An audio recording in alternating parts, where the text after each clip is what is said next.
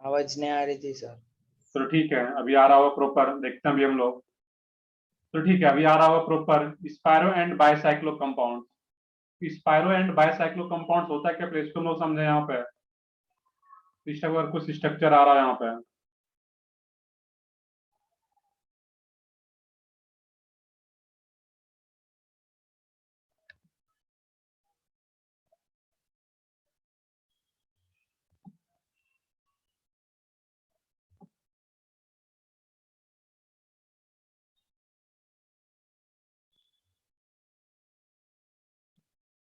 इस तीन स्ट्रक्चर को समझना है यहाँ पे। अब इस केस में देखोगे यहाँ पे सर एक ये खास। केस नहीं क्या? आप कुछ पूछ रहे हो।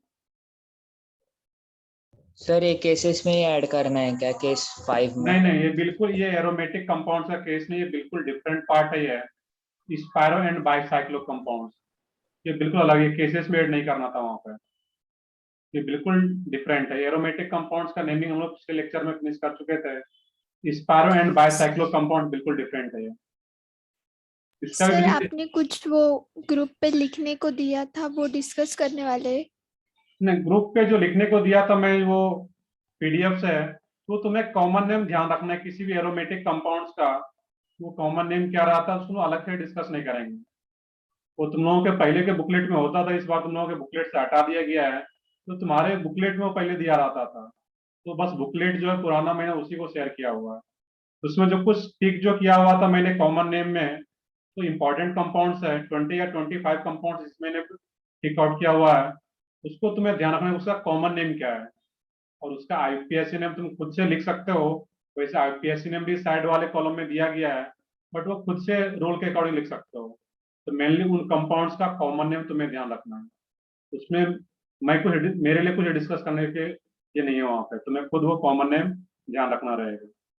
और पॉसिबल है तो नोटबुक में लिख लो, मैं बोला भी था, जिससे कि तुम्हें जब भी नोटबुक ओपन करते हो रिवाइज रिवीजन के लिए तो तुम्हें ध्यान में आ जाएगा।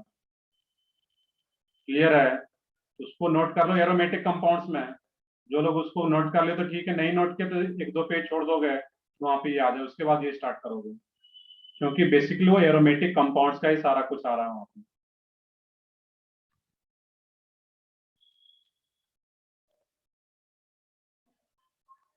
तो ठीक है, आगे देखते हैं हम लोग इसमें फिर।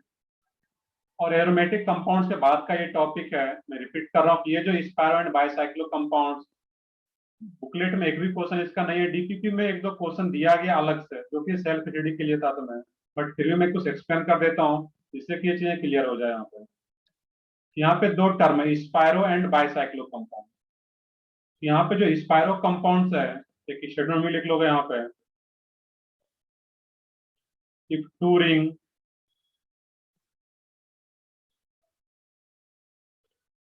if two rings share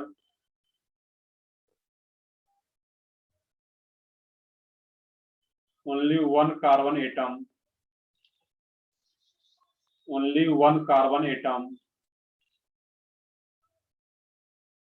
then it is called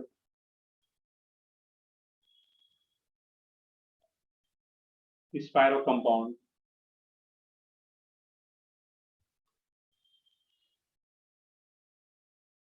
तो पहले मैं एक्सप्लेन भी कर दूं यहाँ पे, जैसे इसमें भी क्या आ रहा है, फर्स्ट स्ट्रक्चर में तुम्हारा दो रिंग यहाँ पर भी आ रहा है, बट दो रिंग में एक जो कार्बन यहाँ पे आ रहा है वो कार्बन कैसा यहाँ पे है, कॉमन कार्बन आ रहा है दोनों में।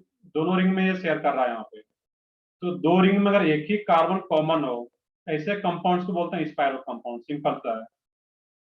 क्लियर यहाँ पे है कि जब भी दो रिंग आ रहा हो उसमें से एक ही कार्बन कॉमन हो, उसी को क्या बोलते हैं हम लोग, स्पायरो कंपाउंड। तो फर्स्ट वाला क्या आ रहा है इसमें, स्पायरो कंपाउंड।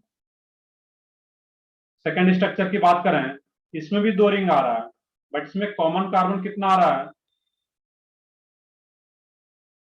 टू। टू। दो रिंग है, क्लियरली दिख रहा है। टू रिंग में दो कार्बन क्या आ रहा है यहाँ पे, कॉमन आ रहा है। और जब दो कार्बन अगर कॉमन आ रहा हो, इसको फिर बोलते हैं हम लोग बाईसाइक्लो। देखते हैं, पॉइंट लिख भी लेंगे हम लोग। और यहाँ पे अब दोनों में इसमें भी अगर देखोगे तो इसमें भी एक ये रिंग आ रहा है और एक ये रिंग आ रहा है यहाँ पे। तो जो दो कनेक्टिंग कार्बन है, एक ये कार्बन और एक ये कार्बन, जो दोनों कनेक्टिंग कार्बन वो कॉमन आ रहा है यहाँ पर भी। इसमें भी ये दोनों कार्बन क्या था, कनेक्टिंग, तो वो दोनों कॉमन आ रहा था, और यहाँ पर भी दो ही कार्बन कॉमन आ रहा है जो कनेक्ट कर रहा है एक दूसरे को, इस रिंग को और इस रिंग को यहाँ पे। तो यहाँ पर भी क्या आ रहा है, जो सेकंड स्ट्रक्चर है, दो रिंग में दो ही कार्बन कॉमन आ रहा है, ये भी बाइसाइक्लो, और यहाँ पर भी दो रिंग में दो ही कनेक्टिंग कार्बन जो वो कॉमन आ रहा है यहाँ पे, 1 2, ये भी क्या है, बाइसाइक्लो। अब दोनों बाइसाइक्लो में डिफरेंस है यहाँ पे। यहाँ पे जो दोनों ये जो बाइसाइक्लो आ रहा है सेकंड वाला कंपाउंड, इसमें जो दोनों कॉमन कार्बन है ये एडजेसेंट पोजीशन पे है, एडजेसेंट कार्बन है यहाँ पे कॉमन आ रहा है यहाँ पे, और जब एडजेसेंट कार्बन कॉमन हो उसको बोलते हैं फ्यूज्ड बाइसाइक्लो, फ्यूज्ड बाइसाइक्लो। और इसमें ये जो दोनों कनेक्टिंग कार्बन था, जो कॉमन कार्बन आ रहा है दोनों रिंग में, कनेक्टिंग कॉमन कार्बन, वो क्या आ रहा है वहां पे एडजेसेंट पोजीशन पे नहीं आ रहा है, बीच में एक और कार्बन आ जा रहा है यहाँ पे। जब बीच में एक और कार्बन आ जाए, जो दोनों कॉमन कार्बन था, वो नॉन एडजेसेंट पोजीशन बोलते हैं यहाँ पे, और जब नॉन एडजेसेंट पोजीशन पे हो ऐसे बाइसाइक्लो को बोलते हैं हम लोग ब्रिज्ड बाइसाइक्लो, ब्रिज्ड बाइसाइक्लो। मैं रिपीट कर दे रहा हूँ, बाकी स्टेटमेंट में मैं लिख देता हूँ क्या है उसका, बट सिंपल सा है इसमें कि दो रिंग में अगर एक ही कार्बन कॉमन हो उसको क्या बोलते हैं हम लोग ऐसे कंपाउंड्स को, spiro compound. If two ring share only one carbon then it is called spiro compound.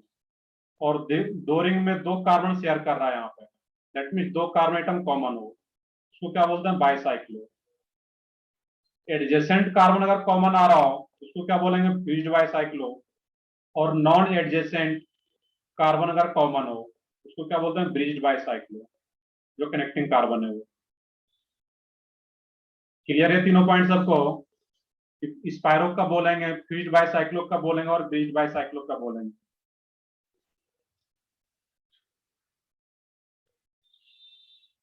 तो ठीक है, इसको मैं लिख भी लेता हैं, यहाँ पे है ये जो मैंने बताया अभी यहाँ पे है, if two ring है ना there two adjacent carbon। Sir? हाँ बताओ। वो ब्रिज्ड है ना, हाँ BRIDGED? GED, ये क्या, GED, ब्रिज्ड। ऊपर लिख देता हूँ यहाँ ओके पे, सर। ब्रिज्ड है ये, ब्रिज्ड बाइसाइक्लो, और ये क्या है, फ्यूज्ड बाइसाइक्लो। सेकंड पॉइंट इसमें,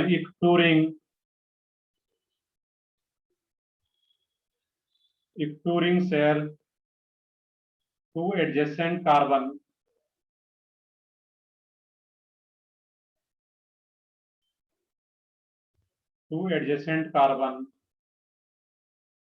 then it is called। तो सिंपल सा है कि एक कार्बन अगर दो रिंग में एक ही कार्बन कॉमन हो तो स्पाइरो, और दो रिंग में अगर दो कार्बन कॉमन आ रहा हो तो उसको बाइसाइक्लो।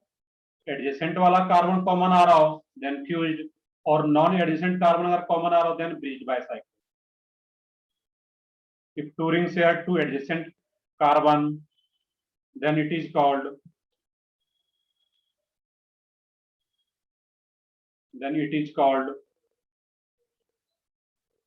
fused bicyclo।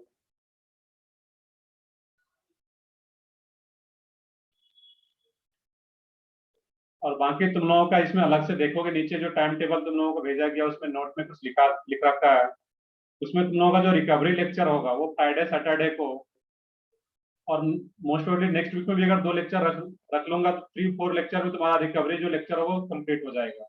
और भी रिक्वायरमेंट होगा तो देखेंगे आगे, बट मेरे अकॉर्डिंग तो अगर दो लेक्चर इस वीक में हो रहा है, रिकवरी लेक्चर जो कि फ्राइडे एंड सैटरडे को है, टाइमिंग क्या है उसका 9:30 to 11। आई थिंक तुम्हारा लेक्चर इवनिंग में होता है, तो मॉर्निंग में वो रिकवरी लेक्चर कर सकते हो फिर। तो फ्राइडे एंड सैटरडे को है तुम्हारा लेक्चर।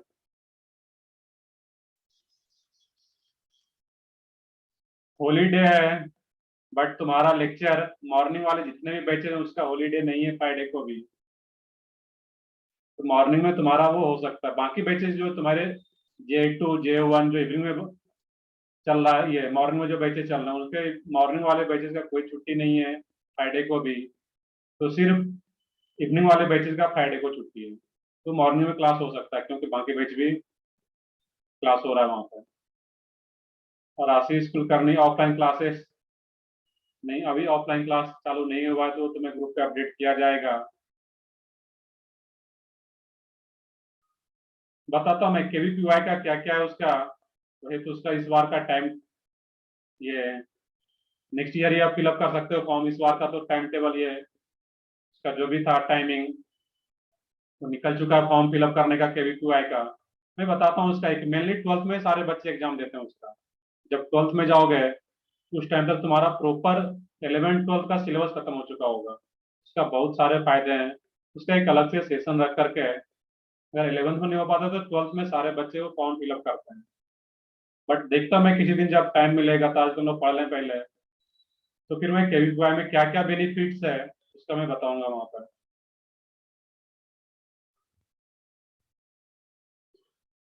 तो ठीक है, आगे देखते हैं फिर अभी हम लोग बाकी ऑफलाइन लेक्चर का। तो जब तक गवर्नमेंट का परमिशन,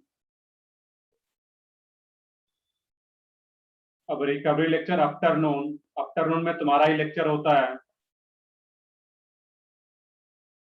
वो फिर आफ्टरनून में तो पॉसिबल ही नहीं है वहां पर। तो तुम्हारा लेक्चर अगर इवनिंग में हो रहा है आशीष, तो फिर मॉर्निंग में ही फिर हम लोग रिकवरी लेक्चर रख सकते हैं।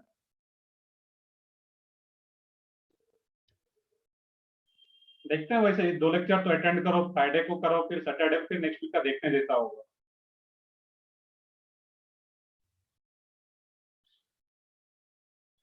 अब नील कोटकर बोल रहे सर एस्टिमेट, तुम्हें एस्टिमेट करके बताओ। ये तो गवर्नमेंट पे कम्प्लीटली डिसाइडेड है कि जब गवर्नमेंट परमिशन अगर अलाउ करता है, परमिशन देता है, तभी तुम लोग ओपन कर पाएंगे ऑफलाइन लेक्चर। वो तो मैं इसमें कुछ एस्टिमेट नहीं कर सकता जब तक कि परमिशन नहीं आ जाता है गवर्नमेंट का। तो सर ठीक है, बाकी क्लासेस चालू है? नहीं कोई भी क्लासेस ऑफलाइन नहीं चल रहा है अभी, मतलब रेजिडेंस की बात कर रहा सर चल रहे हैं, सर चल रहे हैं। मैं मेरे रेजिडेंस फ्रेंड्स की जा बात रहे कर हैं रहा सर। हूँ। सर आशीष सर बोले थे कोटा में स्टार्ट हो गए। कोटा में स्टार्ट हो गया तो वो अलग स्टेट है ना। अब तो महाराष्ट्र में रह रहे हो, राजस्थान गवर्नमेंट है, तो राजस्थान गवर्नमेंट ने अलाउ किया है तो चल रहा है। यहाँ का भी महाराष्ट्र गवर्नमेंट भी अगर अलाउ कर देते हैं तो यहाँ भी चलना शुरू हो जाएगा। मैंने तुम लोग बोल रखा है जिस दिन गवर्नमेंट का परमिशन आएगा उसके नेक्स्ट डे से ही तुम्हारा ऑफलाइन लेक्चर शुरू हो जाएगा। इसके लिए तुम 100% कंफर्म रहो। बिल्कुल कोटा का गवर्नमेंट अलग है, श्रेय वहाँ पे वो बिल्कुल अलग है। राजस्थान गवर्नमेंट ने अलाउ किया है तो वहाँ पे क्लासेस चालू हो गए। यहाँ पर भी अलाउ होता है तो यहाँ पर भी क्लासेस चालू कर दिया जाएगा। यहाँ पर भी इवन मुझे जहाँ तक इंफॉर्मेशन है कि यहाँ पर भी महाराष्ट्र नासिक में भी कुछ जो लोकल कोचिंग्स हैं जहाँ पे ट्यूशन टाइप से, तो वो क्लासेस शुरू हो चुके हैं। बट जब तक कि गवर्नमेंट का परमिशन नहीं आ जाता है, ये नेशनल लेवल का इंस्टीट्यूट है तुम्हारा, तो हम लोग कुछ रिस्क नहीं ले सकते यहाँ पे। जब तक कि विदाउट परमिशन हम लोग स्टार्ट नहीं कर सकते लेक्चर ऑफलाइन। तो ठीक है, आगे हम लोग देख लेते हैं। यहाँ पे ये सेकंड पॉइंट था, थर्ड पॉइंट इसमें नोट करना है। if two rings share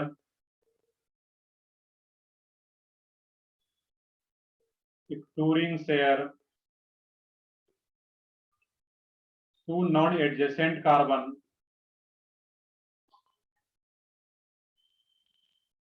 non-adjacent carbon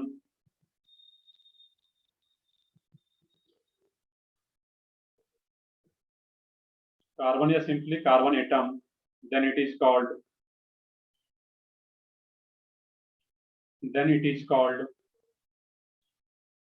bridged by cyclo।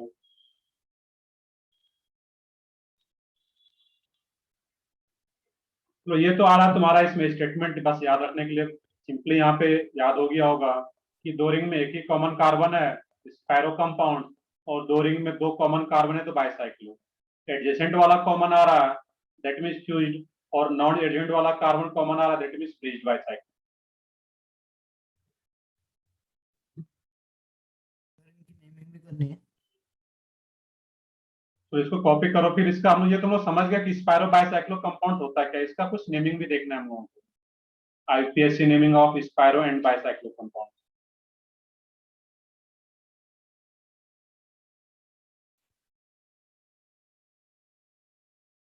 बाकी ये जो spiro and bicyclo compounds syllabus से हटा दिया गया है, पहले था ये सिलेबस में, बट फिर भी ये डीपीपी में तुम्हें मिलेगा ये स्पायरो बाइसाइक्लो। इसको हम लोग बस समझ लेते हैं, बहुत ज्यादा इंपॉर्टेंट है नहीं ये।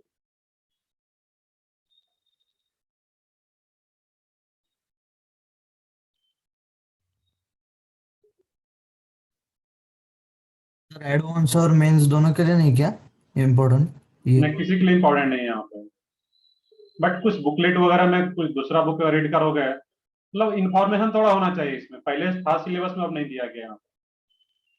बट अगर कहीं क्वेश्चन आ जाता है यहाँ पे, चाहे अपना बुकलेट सॉल्व करो, जो कि डीपीपी में कुछ दे रखा है क्वेश्चन, या कोई और दूसरा बुक सॉल्व करते हो कहीं, तो उसमें कुछ अगर दिया रहे तो तुम्हें पता होना चाहिए ओवरऑल। वो देख ले रहे हैं, ऐसा नहीं कि वो नहीं पढ़ रहा है यहाँ पे, बट बहुत ज्यादा इंपॉर्टेंट है ही नहीं।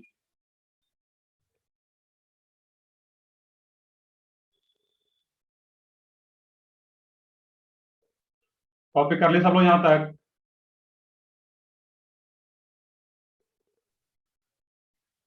Yes sir. तो ठीक है, आगे बढ़ते हैं फिर हम लोग इसमें।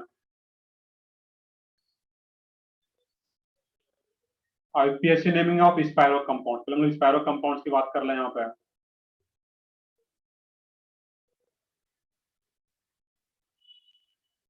आईपीएससी नेमिंग ऑफ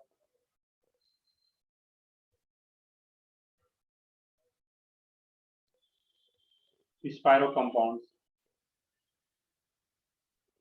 और बाकी तुम लोग का जो, अगर कोई सेंटर विजिट करना चाहते हो, आसपास नासिक में ही रह रहे हो, तो सेंटर पे आकर फैकल्टी मेंबर से मिल सकते हो।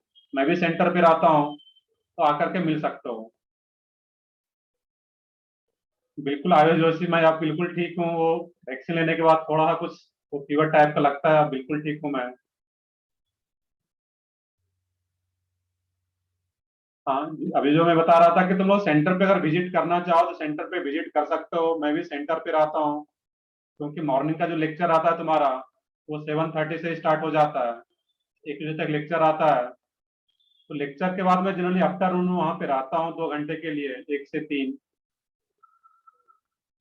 तो उस टाइम में अगर आते हो सेंटर पे, तो फिर सारे फैकल्टी मेंबर तुम्हें सेंटर पे मिल पाएंगे वहाँ पर। बाकी जब लेक्चर स्टार्ट, ये ऑफलाइन लेक्चर स्टार्ट होगा, तब तो क्लासेस रहेगा ही फिर वहाँ पे तुम्हारा। सर स्पायरो कंपाउंड्स ऑफलाइन की बात करें क्लासेस यहाँ का पे हम टाइमिंग लोग। सुबह हो सकता है क्या? हाँ बताओ, किससे क्या पूछ रहे हो? सर ऑफलाइन जब स्टार्ट होगा तब इसका टाइमिंग सुबह हो सकता है? वो डिसाइड किया जाएगा। ऑफलाइन होने के बाद अगर एडजस्ट हो रहा होगा, कुछ बैचेस है कि अभी ऑलरेडी चल रहे हैं, J1 J2 मॉर्निंग में, J3 J4 इवनिंग में चल रहे हैं। तो सारे बैचेस तो मॉर्निंग में मुश्किल है, अगर एडजस्टमेंट होगा तो देखा जाएगा। अभी तो ऐसा कोई डिसाइडेड हुआ नहीं है, बट कुछ बैचेज इवनिंग में भी रहेगा, ऐसा नहीं कि सारा मॉर्निंग में शिफ्ट हो, ऐसा पॉसिबल नहीं है। क्योंकि 12th का जो सारा बैचेज यस है सर। वो मॉर्निंग में ही है। ठीक है, यस अभी सर। तुम J1 J2 में हो, J3 J4, उसी तरह फिर 12th में जाओगे। रितिका, मैं वही रिपीट कर रहा हूँ, मेरे हाथ में कुछ नहीं है, या कोई भी टीचर के, जब तक गवर्नमेंट का परमिशन नहीं मिल जाता है, मैं कुछ नहीं कर सकता हूँ। या कोई भी टीचर, रिस्क नहीं लिया जा सकता है जब तक गवर्नमेंट का परमिशन नहीं होगा। बट इतना मैं श्योर कर सकता हूँ कि जिस दिन गवर्नमेंट का परमिशन होगा, तो उसके नेक्स्ट डे से तुम्हारा ऑफलाइन लेक्चर शुरू हो जाएगा। और मॉर्निंग का क्लासेस रहा जहाँ तक, वो डिसाइड कर लिया जाएगा, देखते हैं जब ऑफलाइन होगा तो फिर डिसाइड कर लिया जाएगा क्या होगा।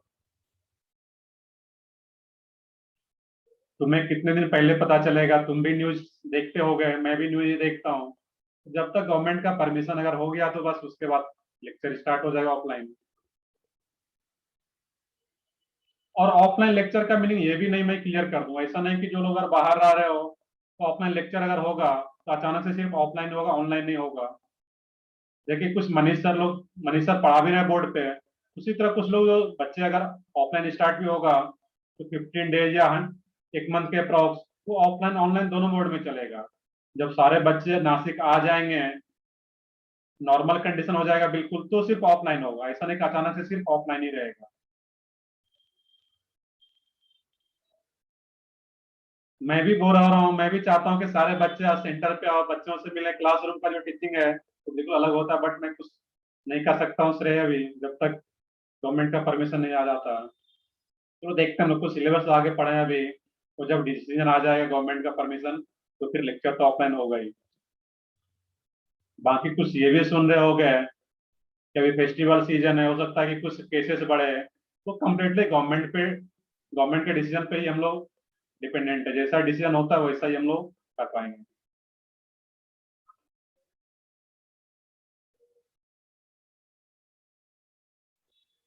चलो देखते हैं हम लोग आगे कुछ पढ़े पहले यहाँ पे। तो सबसे पहले तुम लोग चेक करके बताओ ये कैसा कंपाउंड है, स्पाइरो या बाइसाइक्लो? स्पाइरो। स्पाइरो। स्पाइरो, क्योंकि दो रिंग में एक ही कार्बन कॉमन है तो स्पाइरो। अब इसका आईपीएससी नेमिंग करना है यहाँ पे। आईपीएससी नेमिंग में स्पाइरो कंपाउंड के पास एक ही रूल है यहाँ पे, और ये जितना भी पीछे रूल पढ़े थे उससे इंडिपेंडेंट रूल है। कुछ कनेक्शन है बट फिर भी इसके लिए बिल्कुल डिफरेंट रूल रहता है। देखिए यहाँ पे बस नंबरिंग के लिए एक रूल है यहाँ पे।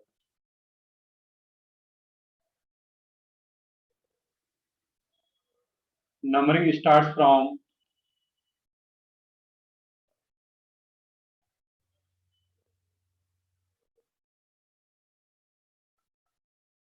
अब देखो यहाँ पे हम लोग जो पीछे देख रहे थे इस केस में, इस पे आता हूँ मैं, इस पेज पे अभी।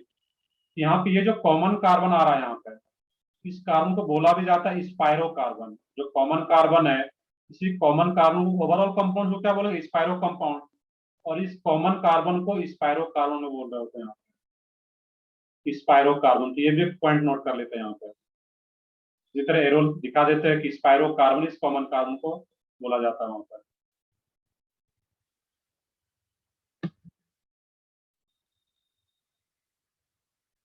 अब चैतन्य पूछ रहे हो सर क्लासेस का टाइमिंग क्यों बढ़ाया? 11th-12th में बहुत ज्यादा सिलेबस होता है, तो सिलेबस भी टाइम पे कवर करना है, क्योंकि तुम्हें बिल्कुल जीरो से स्टार्ट करके मेंस और एडवांस पैटर्न, एडवांस और मेंस और एडवांस के लेवल तक ले जाना है। तो सिलेबस काफी ज्यादा होता है। नॉर्मल क्लासेस जो ऑफलाइन आज से पहले जो होते आ रहा है वो 1.5 घंटे का ही होता है। स्टार्टिंग में तुम लोगों का जो लेक्चर है 10th में 1 घंटे का ही पढ़े हो गए, 1 घंटे का लेक्चर होता होगा, इसलिए कुछ ट्यून अप हो सको इसलिए पहले यहाँ पे कम टाइमिंग रखा गया था, और टाइमिंग फिर इंक्रीज कर दिया गया जो नॉर्मल सारे बैचेज के लिए। तो ठीक है, देखते हैं आगे यहाँ पे।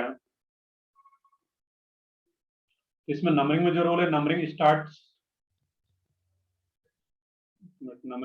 फ्रॉम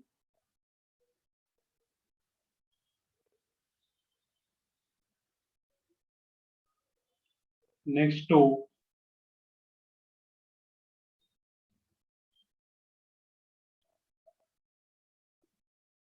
या adjacent to spiro carbon.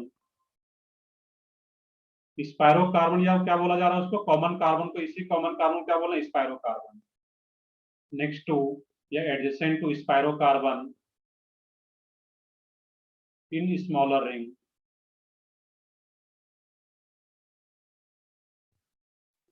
and then larger ring, move in larger ring।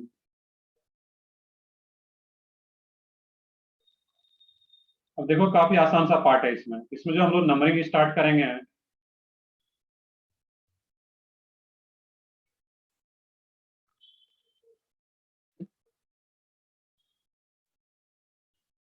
नहीं यहाँ पे जब एक ही रिंग होगा तब तो वो साइक्लोवर्ड यूज करता है। वहां पे हम लोग ये किसके लिए देख रहे हैं, 2 रिंग के लिए हम लोग ऐसा देख रहे हैं कंडीशनल अलग से। जब एक ही रिंग हुआ तब तो वहां पे साइक्लोवर्ड यूज कर रहे थे। 2 रिंग है तो वहां पे एक स्पाइरो हो सकता है या फिर बाइसाइक्लो, इस तरीके से। सर रिंग के अंदर रिंग हुई तो? हाँ बताओ फिर से। रिंग के अंदर रिंग हुई तो? नहीं, रिंग के अंदर रिंग वाला ऐसा कुछ कंपाउंड नहीं पढ़ना हम लोगों को। ऐसा कोई कंपाउंड अपने सिलेबस में तुम ऐसा कह रहे हो कि रिंग के अंदर रिंग हो, ऐसा कोई भी कंपाउंड हम लोगों को पढ़ना ही नहीं है। ऐसा कोई कंपाउंड होता भी नहीं एक्चुअल में कि रिंग के अंदर रिंग हो, ऐसा कोई भी कंपाउंड नहीं होता है। हाँ अब यहाँ पे देखना था इस कंपाउंड पे जो नंबरिंग हम लोग स्टार्ट करेंगे, numbering start from next to या adjacent to spiro carbon in smaller ring and then move in larger ring. तो सबसे पहले स्मॉलर रिंग आ रहा है, इस स्पाइरो कार्बन के नेक्स्ट या एडजेसेंट ये कार्बन आ रहा है, या फिर इस कार्बन की बात कर रहे हैं। यहाँ से स्टार्ट करो या फिर यहाँ से कहीं से स्टार्ट कर सकते हो। 1 2 3 4 और इसको दे रहे हो आप, फिफ्थ इस कार्बन को दो या फिर इस कार्बन, किसी को दे सकते हो यहाँ पे जो मन करे तुम्हारा। 5 6 7 8 9, तो टोटल कार्बन क्या आ गया, 9। स्पाइरो कंपाउंड सबसे पहले क्या लिखेंगे हम लोग, स्पाइरो। इस स्मॉलर रिंग में नंबर ऑफ कार्बन आइटम्स अगर देखोगे एक्सेप्ट कॉमन कार्बन, तो 1 2 3 कार्बन आइटम्स आ रहा है। लार्जर रिंग में नंबर ऑफ कार्बन एटम्स कितना आ रहा है except common carbon? 5 5। Larger ring में number of carbon atoms except common carbon तो क्या रहा? 5। 1 2 3 4 5। तो 3,5 स्पायरो 3,5 टोटल कार्बन कितना आ रहा था? 9। ये क्या लिख लोगे इसमें? नोनेन। ये तुम्हारा इस कंपाउंड्स का नेम आ गया। तो फर्स्ट पॉइंट नंबरिंग कहां से स्टार्ट करना है? कॉमन कार्बन के एडजेसेंट वाले कार्बन से, और वो भी किस में? स्मॉलर रिंग में। यही एक रूल है इसमें यहाँ पर। और स्पायरो कंपाउंड से पहले क्या लिखेंगे हम लोग? स्पायरो स्क्वायर ब्रैकेट में 3 and 5 का मतलब क्या आ रहा है कि स्मॉलर रिंग में नंबर ऑफ कार्बन एटम्स कितना आ रहा है? 3 एक्सेप्ट कॉमन कार्बन। और पहले हम लोग किस में मूव कर रहे थे? स्मॉलर रिंग में। देन पहले वो 3 लिख रहे हैं।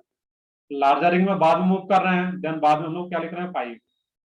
3 क्या इंडिकेट करता है? Number of carbon atoms in smaller ring. और 5 का इंडिकेट करता है number of carbon atoms in larger ring except common carbon.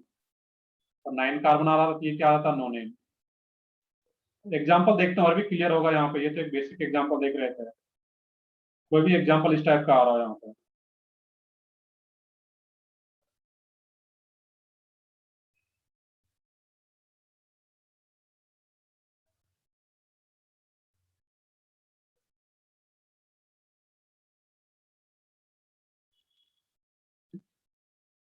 इस कंपाउंड्स का नेम क्या रहेगा यहाँ पे?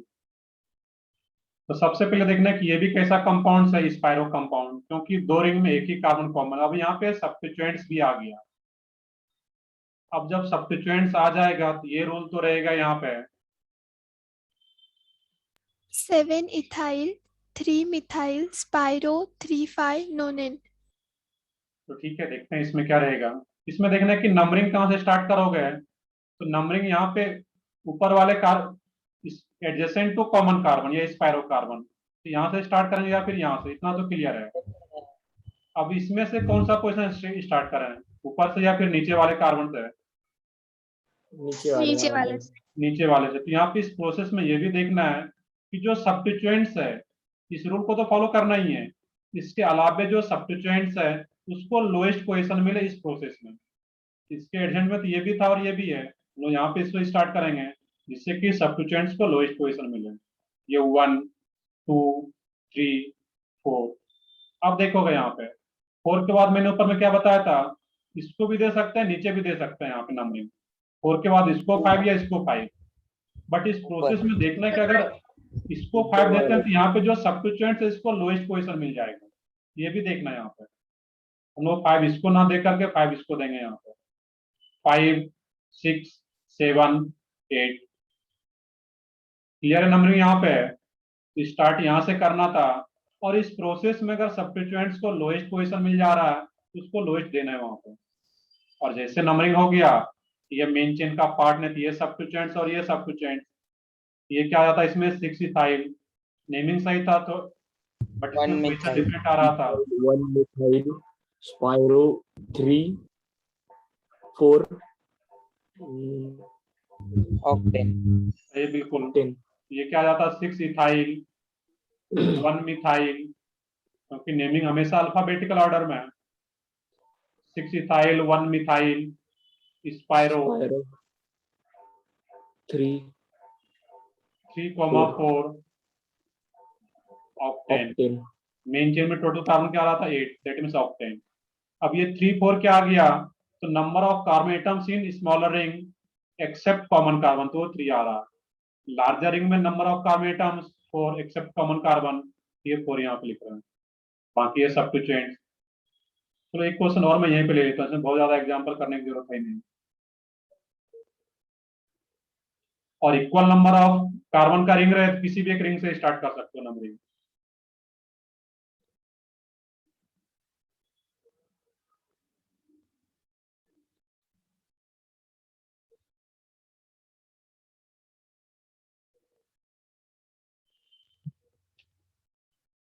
यहाँ पे CN लिख लो, CN।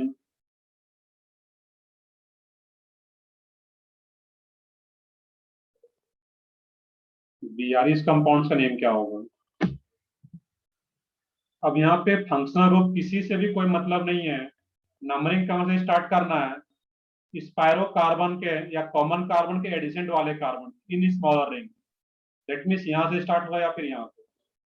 अब इस प्रोसेस में सोचना है कि अगर हम लोग ऊपर से स्टार्ट करते हैं इसमें, इस बी आर को लोएस्ट पोजिशन मिलेगा यहाँ पे, दैट मीन्स 1 2 3 4, नीचे से स्टार्ट करते हैं ये 1 2 3, तो ब्रोमीन को थर्ड पोजीशन मिलता है जो कि लोएस्ट नहीं है, हम लोग ऊपर से स्टार्ट कर रहे हैं 1 2 3 4 5।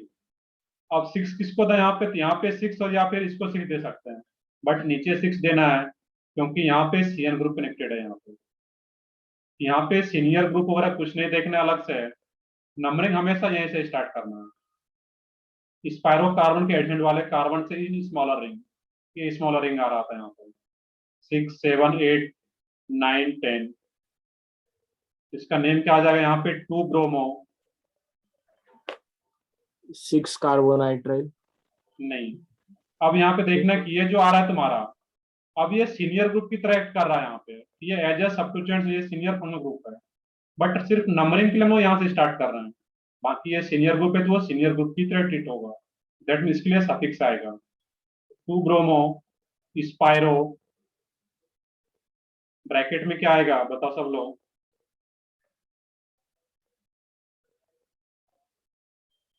स्पायरो स्क्वायर ब्रैकेट में क्या आएगा 1 यहाँ and पे? 6 sir। 4,5 4,5 4 and 5 आएगा, 4,5। 4,5, तो लार्जर इस स्मॉलर रिंग में number of carbon atoms 4 except common carbon, और लार्जर रिंग में नंबर ऑफ कार्बन एटम्स क्या आ रहा है तुम्हारा इसमें 5, 1 2 3 4 5 एक्सेप्ट कॉमन कार्बन, तो स्पायर 2 ब्रोमो स्पायरो 4,5, टोटल कार्बन क्या आ रहा था इसमें 10, डेकेन, सेचुरेटेड है तो डेकेन, देखें डेकेन किस कार्बन पे ये सीएल ग्रुप आ रहा है यहाँ पे 6 पोजीशन पे, डेकेन 6। 6 कार्बन। अब सीएन ग्रुप डायरेक्टली रिंग से कनेक्टेड है और नाइट्राइल ग्रुप डायरेक्टली रिंग से कनेक्टेड होता है, उसके लिए स्पेशल सफिक्स यूज होता है, और वो स्पेशल सफिक्स क्या होता है इसके लिए, कार्बोनाइट्राइल। कार्बोनाइट्राइल, ये क्या हो जाएगा यहाँ पे 6 कार्बोनाइट्राइल। तो बाकी का जो रूल है वो तो अप्लीकेबल यहाँ पे रहता है, बट नंबरिंग के लिए बिल्कुल डिफरेंट हो जाता है। क्लियर है यहाँ पे, तो 2 ब्रोमो स्पायरो 4,5 डेकेन 6 कार्बोनाइट्राइल, ये इसका आईपीएससी नेम आ जाता है।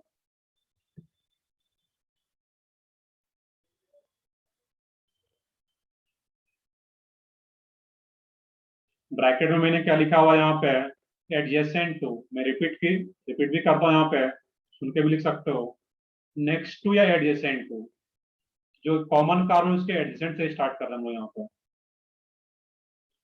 तो ठीक है, ये हम लोग कुछ एग्जांपल्स देख रहे हैं, बेसिक क्लियर हो गया कैसे करते हैं स्पायरो कंपाउंड्स का नेमिंग।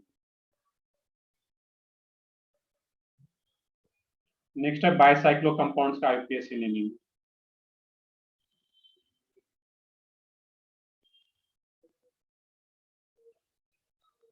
और वैसे भी तुम लोगों का जो बैच है कुछ लेट ही स्टार्ट हुआ है J4, तुम लोगों का जो फर्स्ट बैच है J1, उसमें वो काफी बैच आगे चल रहा है अभी, तो थोड़ा टाइमिंग तो वैसे भी इंक्रीज करना था, तभी तो सिलेबस कवर हो पाएगा टाइम पे।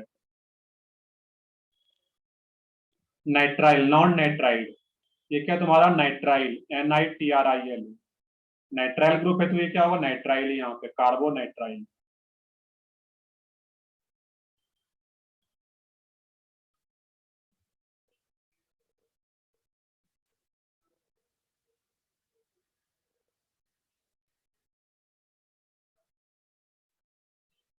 कर ले, कॉपी कर ले सब लोग यहाँ तक। Yes, sir. चलो ठीक है, आगे बढ़ते हैं फिर हम लोग इसमें यहाँ पे। Next IPSC naming of bicyclo compound.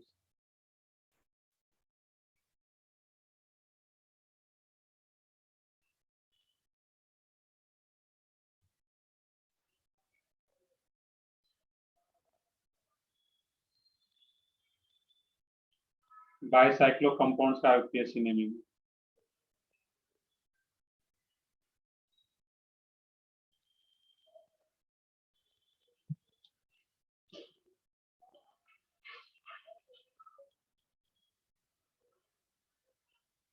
अब ये क्या आ रहा है यहाँ पे, बाइसाइक्लो कंपाउंड, क्योंकि दो रिंग में दो कार्बन कॉमन आ रहा है यहाँ पे। अब इसके लिए भी एक नंबरिंग का रूल रहा था, उसको पहले नोट कर लेना यहाँ पे, उसके बाद एग्जाम्पल पे आते हैं हम लोग। और इसके लिए बिल्कुल डिफरेंट रूल है नंबरिंग का। Numbering start from common carbon, numbering starts from common carbon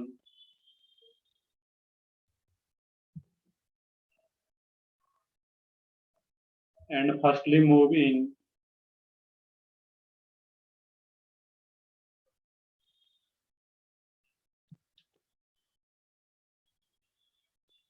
larger ring and then smaller ring.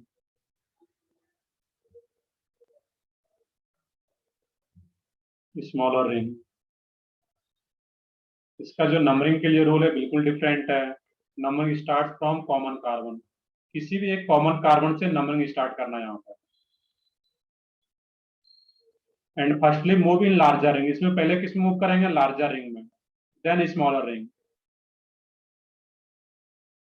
देखते हैं इसका कैसे अप्लाई करेंगे यहाँ पे। तो नंबरिंग जो स्टार्ट करना है किसी भी एक कॉमन कार्बन से, ऊपर से स्टार्ट हो रहा है नीचे से, क्योंकि इसमें कोई सब्स्टिट्यूएंट्स नहीं है।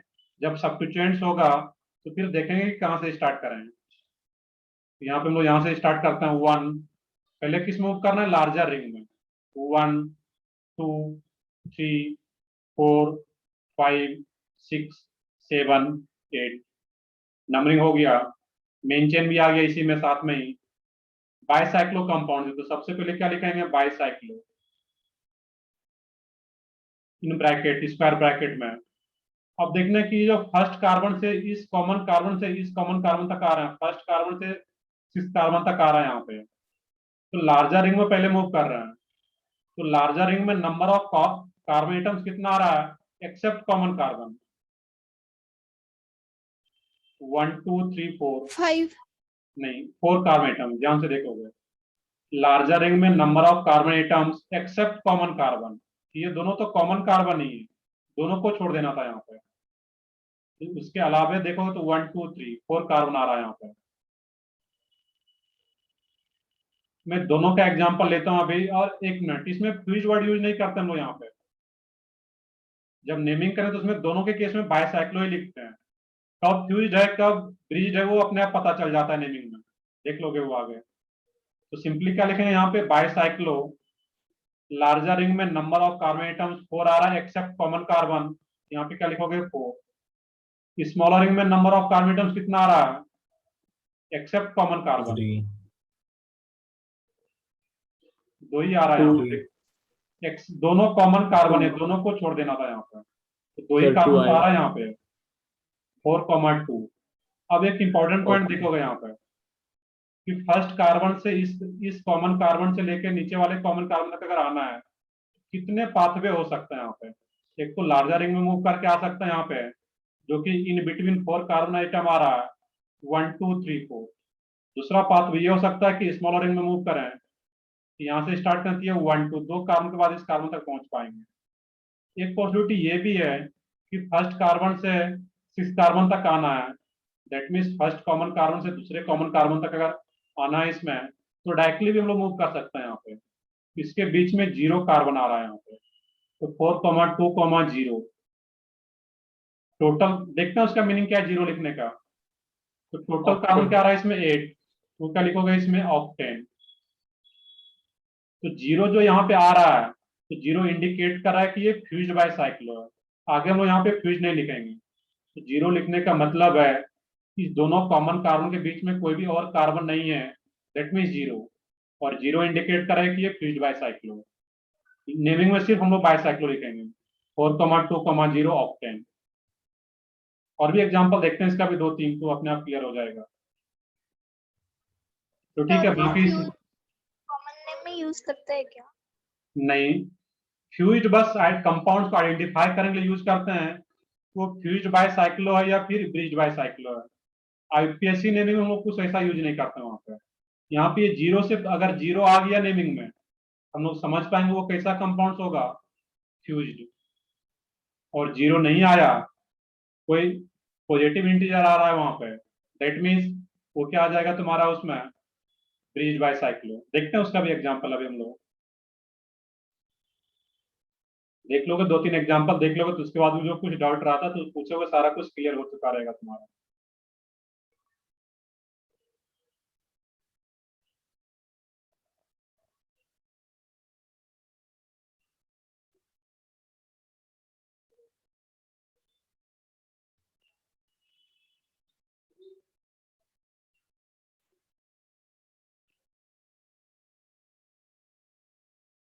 कुछ भी दे सकता है यहाँ पे इस टाइप का कोई कंपाउंड है। वैसे जितना भी पेपर होता है तुम्हारा, पेपर में एग्जाम में यहाँ का जो भी पेपर हो या फाइनल पेपर, कभी ऐसा क्वेश्चन आता नहीं है, बट आता जो रूल है बस एक याद रखो तो ये सॉल्व हो सकता है यहाँ पे। नंबरिंग कहाँ से स्टार्ट करें, इसमें किसी भी कॉमन कार्बन से। अब क्वेश्चन आता है कि सर किस कॉमन कार्बन से स्टार्ट करें, ऊपर से स्टार्ट करना या नीचे से, सोच के बताओ इसमें। ऊपर से सर। ऊपर से। बिल्कुल सही है, ऊपर वाले कॉमन कार्बन से। क्यों? क्योंकि यहाँ से स्टार्ट करके पहले किसमें वो करना है, लार्जर रिंग में। Double bond. तो ये लार्जर रिंग में यहाँ से स्टार्ट करते थे, इधर मूव कर देती है सब्स्टिट्यूएंट्स को लोएस्ट, बट सब्स्टिट्यूएंट से पहले किसको देते हैं हम लोग, डबल बॉन्ड को प्रेफरेंस। That means 1 2 3 4 5 6 7 8 9। इसका नेमिंग बताओ। 5 मिथाइल बाईसाइक्लो। बाईसाइक्लो, सही है बिल्कुल। लार्जर रिंग में number of carbon atoms except common carbon 4 4 4 3 0। Zero, सही है बिल्कुल। जीरो का मीनिंग क्या आ रहा है, ये फ्यूज्ड बाईसाइक्लो को इंडिकेट कर रहा है। 4,3,0 टोटल कार्बन क्या रहा था, 9 नॉन।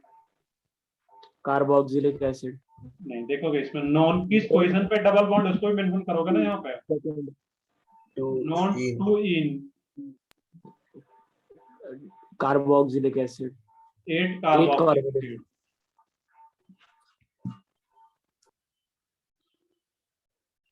स्पेशल सफिक्स क्योंकि सीओएच ग्रुप डायरेक्टली रिंग से कनेक्टेड है, और वो क्या होता है, carboxylic acid. I think clear है यहाँ पे। ये इस तरह का कोई भी बस नंबरिंग यहाँ पे ध्यान रखना है कि नंबरिंग कहाँ से स्टार्ट करना है, और इस प्रोसेस में जो कि डबल बॉन्ड वगैरह है उसको रूल देखना है वहां पर, उसको लोएस्ट पोजीशन मिल सके।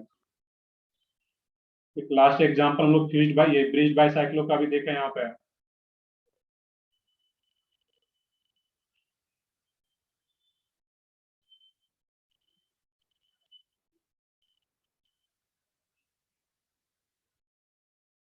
ये डबल बॉन्ड की बात कर रहे हो इसमें, तो डबल बॉन्ड सेकेंड रिंग में भी होता, तो यहाँ पे इवन देखो कार्बोक्सिलिक एसिड लगा हुआ है, सबसे सीनियर फंगल ग्रुप भी लगा हुआ है, फिर भी हम लोग पहले किस मूव कर रहे हैं यहाँ पे, इस कॉमन कार्बन स्टार्ट करके लार्जर रिंग में पहले मूव कर रहे हैं यहाँ पे। क्लियर है? तो मूव तो पहले लार्जर रिंग में ही करना है, स्मॉलर रिंग में कुछ भी क्यों ना लगा हो।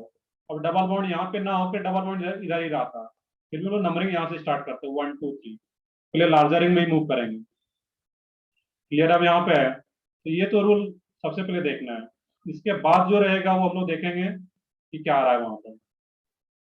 सर नेम में फर्क आएगा कि कुछ? हाँ, फिर से बताओ। नेम में डिफरेंस आएगा क्या कुछ? क्या बता रहे हो, इसमें कोई डिफरेंस आएगा? क्लियर नहीं आ रहा है इसमें, बताओ फिर से क्या पूछ रहे हो।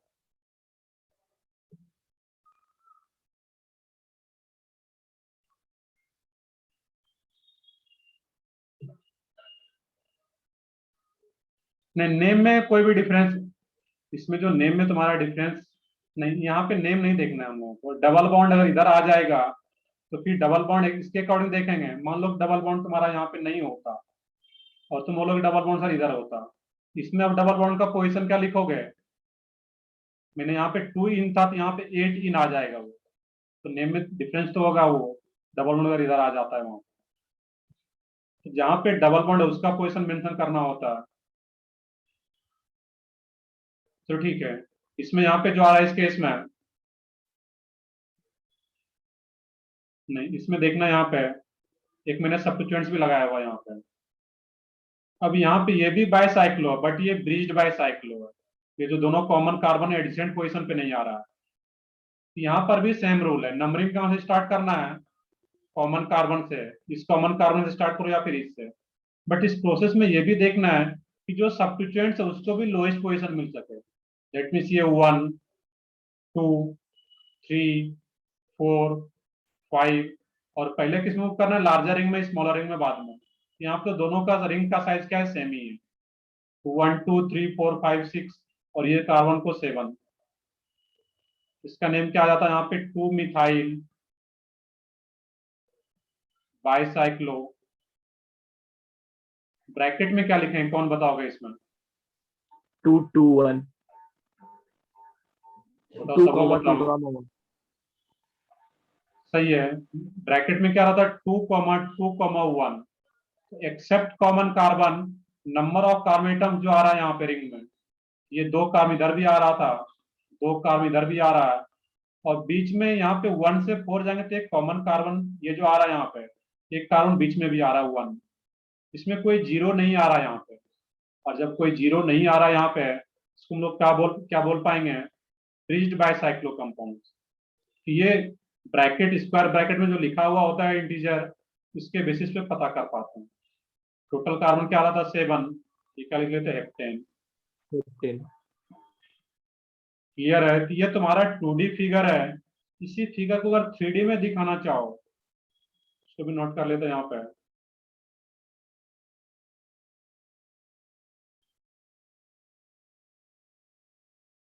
चलो पहले नोट करो, मैं 3D में दिखाता हूँ इसको कैसे दिखा रहे हैं।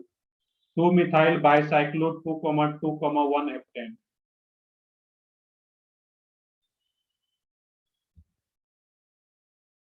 ये क्या है, 2 मिथाइल, इसको नोट कर लो पहले यहाँ पे, मैं इसको इरेज करूंगा।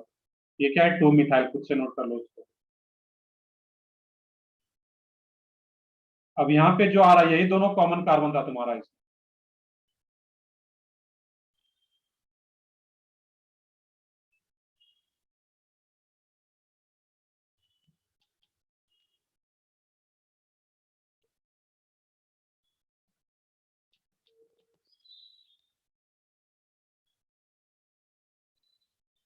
एक्चुअल में इसी फिगर का ये 3D में एक यहाँ पे CH3 को दिखा देते हैं। इसी फिगर का ये 3D डायग्राम है ये।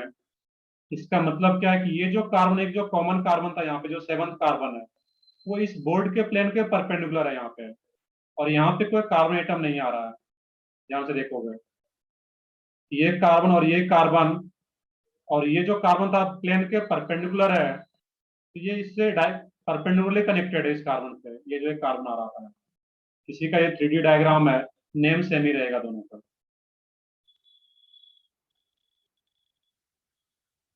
तो ठीक है, इसको यहाँ पे नोट डाउन करो, फिर आगे देखते हैं हम लोग। अभी ये तो हम लोग देख रहे थे स्पायरो एंड बाइसाइक्लो कंपाउंड।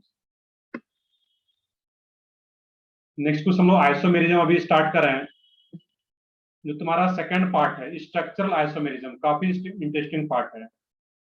बट जो स्ट्रक्चरल आइसोमेरिज्म है, जिनका बेसिक नोमेनक्लेचर क्लियर है कि कैसे नेमिंग करते हैं, जो हम लोग पीछे पढ़ चुके थे, अल्केन अल्किन जितना भी फंगल ग्रुप था, वो नोमेनक्लेचर क्लियर जितना होगा, उतना ही तुम्हारा स्ट्रक्चरल आइसोमेरिज्म भी स्ट्रांग हो पाएगा। तो कॉपी करो, इसको नेक्स्ट स्टार्ट करते हैं अभी, आइसोमेरिज्म। और बहुत ही वो स्मॉलर टॉपिक है, वो 2 से 3 लेक्चर में फिनिश हो जाएगा, स्ट्रक्चरल आइसोमेरिज्म। बुकलेट अगर देखो तो लास्ट का 2 सेक्शन एक्सरसाइज 1 में उसके क्वेश्चन दे रखे हैं।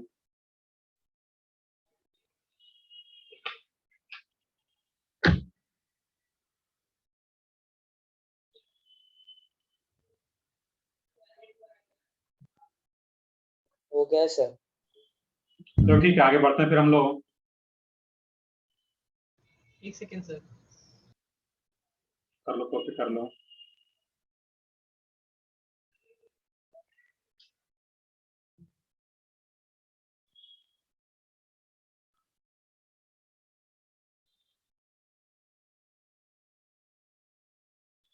Done sir.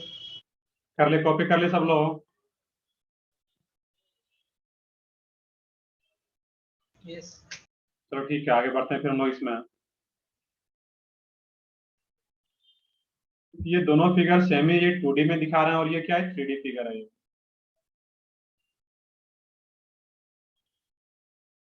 इसमें भी अगर ऐसा एग्जाम में कहीं या कहीं बुकलेट में रहता है तो इसमें नंबरिंग यहाँ से स्टार्ट करते हैं 1 2 3 4 5 6 और ये 7th कार्बन। इसमें जो 7th कार्बन वो परपेंडिकुलर आ रहा था यहाँ पर। तो ठीक है, आगे बढ़ते हम लोग, इसमें खुद से निकालोगे इसमें। नेक्स्ट है इसमें आइसोमेरिज्म।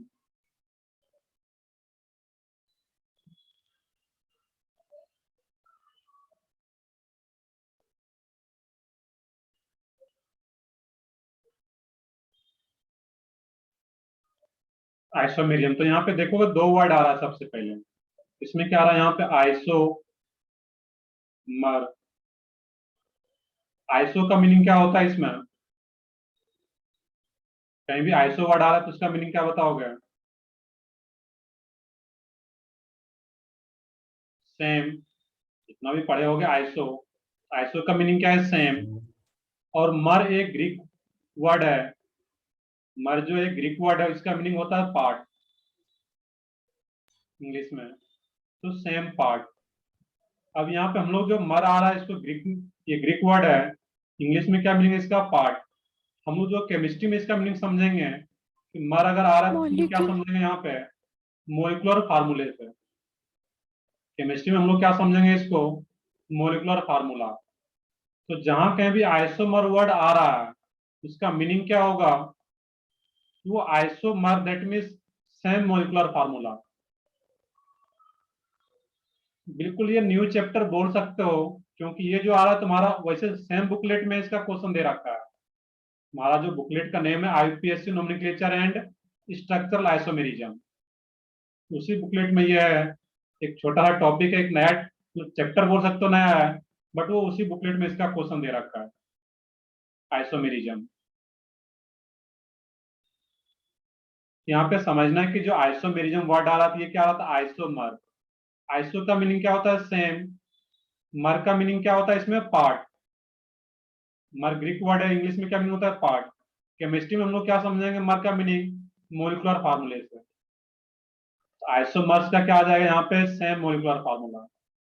अब इसका कंप्लीट डिफिनेशन देखें हम लोग आइसोमेरिज्म का।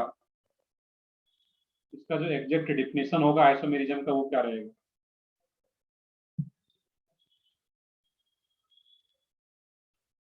टू और मोर देन टू कंपाउंड्स,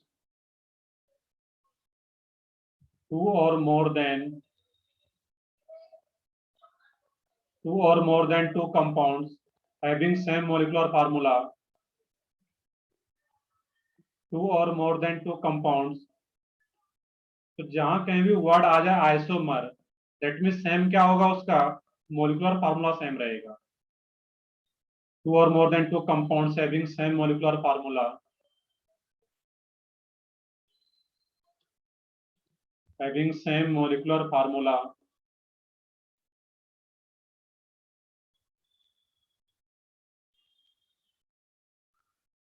इसी को शॉर्ट में आगे क्या लिखेंगे? MF, molecular formula, but different. Structural form. हाँ बताओ।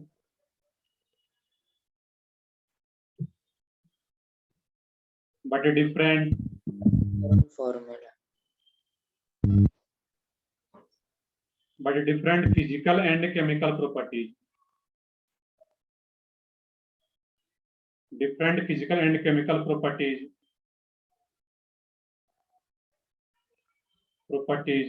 are called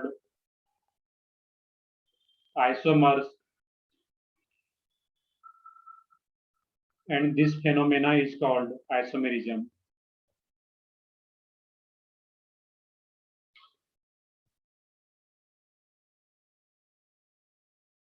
It's called isomerism.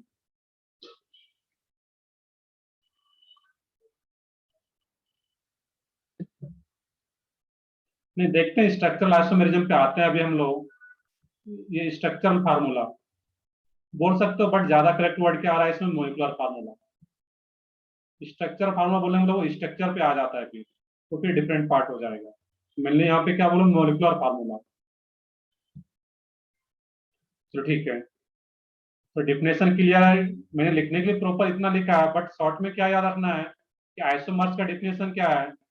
कि कंपाउंड्स, एक से ज्यादा कंपाउंड्स होगा या टू और more than two compounds having same molecular formula but different, different क्या हो, फिजिकल एंड केमिकल प्रॉपर्टी, वो दोनों कंपाउंड्स का physical as well as chemical properties का और डिफरेंट हो। अब फिजिकल प्रॉपर्टीज बोलने का मीनिंग क्या है, तो फिजिकल प्रॉपर्टीज बोलने का कुछ कंपाउंड्स का बॉइलिंग पॉइंट का डिफरेंस हो, मेल्टिंग पॉइंट का डिफरेंस हो, सॉल्युबिलिटी का डिफरेंस हो, ये सब हम लोग क्या बोलते हैं, physical property. Boiling point, melting point, solubility, ये सब क्या आ जाता है फिजिकल प्रॉपर्टीज में कंपाउंड्स का। और केमिकल प्रॉपर्टीज बोलने का मतलब उसका केमिकल रिएक्शन क्या हो, डिफरेंट हो। तो आगे लोग पढ़ेंगे कि अगर दो कंपाउंड्स का केमिकल रिएक्शन अगर अलग अलग आ रहा है, दैट मीन्स वो अलग टाइप का आइसोमर्स हो, जो आगे देखेंगे हम। तो कहीं भी अगर आइसोमर्स का डेफिनेशन पूछा जाए, उसमें क्या बताना है, simply same molecular formula but different physical and chemical property are called isomers and this phenomena is called isomerism. चलो कॉपी करो यहां तक, फिर आगे देखते हैं अभी हम लोग।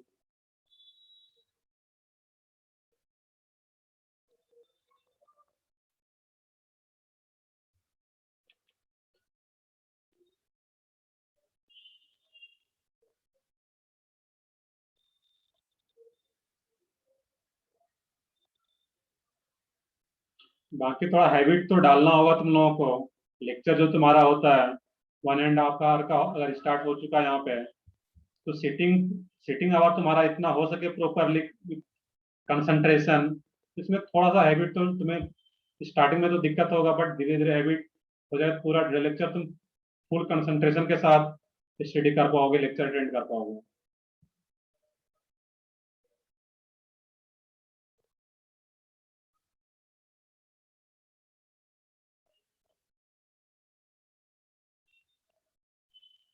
कर ली कॉपी, कर ली यहाँ तक सब लोग?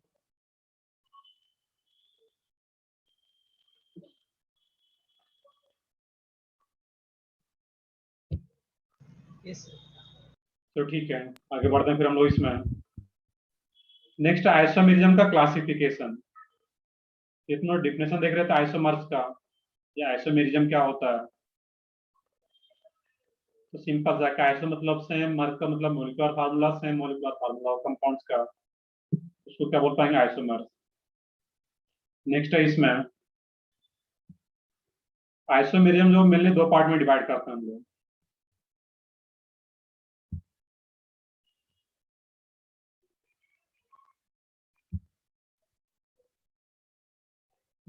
Structural isomerism,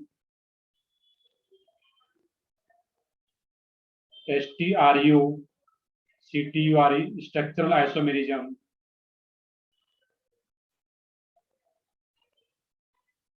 and stereo isomerism,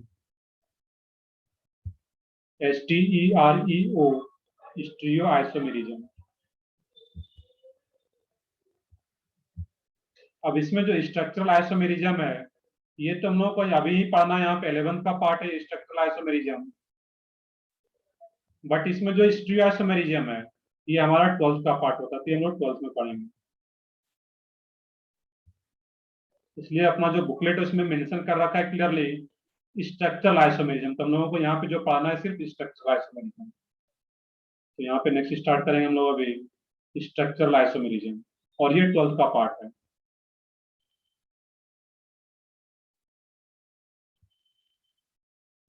structural isomerism.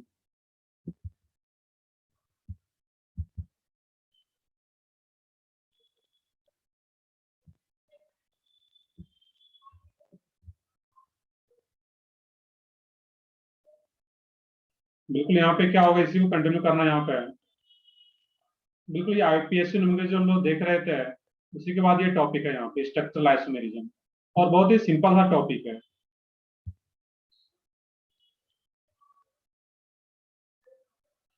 अब देखने की स्ट्रक्चरल आइसोमेरिज्म को हम लोग कैसे डिफाइन करेंगे, होता है क्या एक्चुअल में। तो सबसे पहले आइसोमर तो आ ही रहा है, दैट मीन सेम क्या होगा, मोलिकुलर फार्मूला तो सेम होगा ही होगा।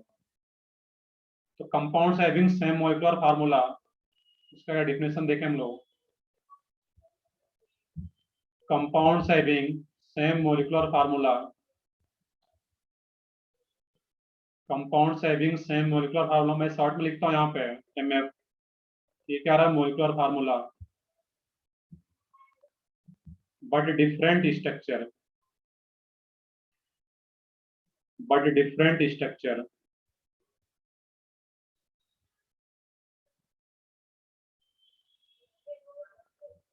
डिफरेंट स्ट्रक्चर बोलने का क्या मीनिंग है कि in bracket, in bracket connectivity of atoms और group, connectivity of atoms or group,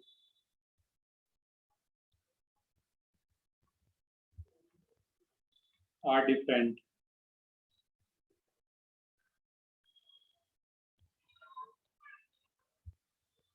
are called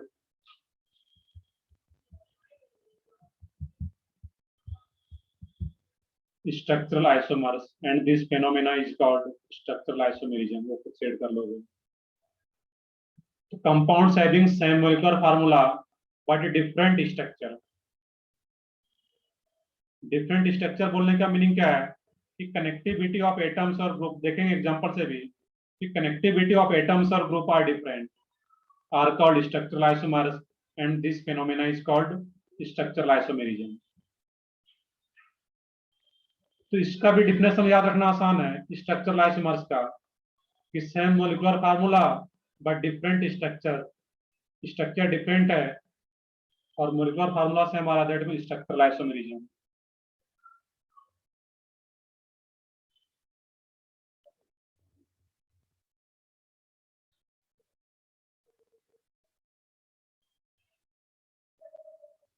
अब स्ट्रक्चरल आइसोमेरिज्म का भी अलग अलग कैटेगरी होता है, वो देखते हैं अभी हम लोग। यहाँ तक कॉपी करो पहले।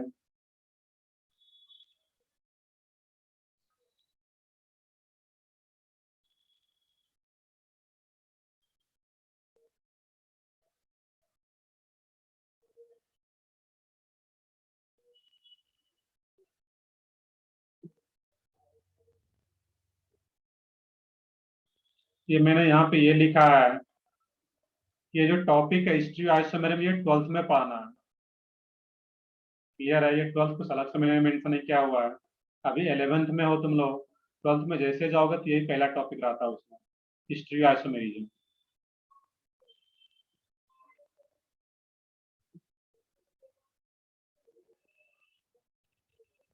तो ठीक है, कॉपी कर ले यहाँ तक सब लोग, आगे बढ़ते हम लोग। स्ट्रक्चरल आइसोमेरिज्म का भी क्लासिफिकेशन, ये तो स्ट्रक्चरल आइसोमर्स का डिफिनेशन आ रहा था, नेक्स्ट है इसमें क्लासिफिकेशन ऑफ स्ट्रक्चरल आइसोमेरिज्म।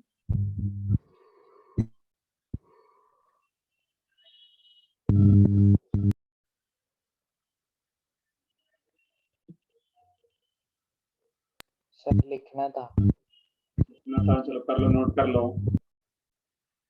ये डिफिनेशन वाला इसको साथ में लिखते जा सकते हो, इसमें कुछ समझने वाला जहाँ पे पार्ट रहेगा, जैसे कुछ एग्जांपल आएगा तो वहाँ पे फिर आराम से समझ के फिर कॉपी करना है, और ऐसा भी नहीं सिर्फ कॉपी करते रहना है, जहाँ पे एग्जांपल हम लोग मैं एक्सपेंड कर रहा हूँ वहाँ पे समझना है। चलो ठीक है, आगे बढ़ते हैं।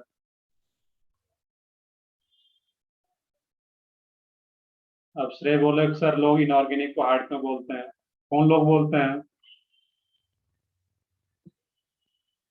कौन से लोग बोलते हैं इनऑर्गेनिक को हार्ड? तो ठीक है, ऐसा कुछ नहीं कि इनऑर्गेनिक या कोई हार्ड रहता है, कोई भी हार्ड नहीं है। ढंग से अगर पढ़ते रहोगे कोई भी मतलब हार्ड नहीं रहता यहाँ पर। इनऑर्गेनिक भी बिल्कुल हार्ड नहीं है, देखते हैं 11th भी पढ़ेंगे 12th भी पढ़ेंगे, बिल्कुल भी हार्ड नहीं होता इनऑर्गेनिक।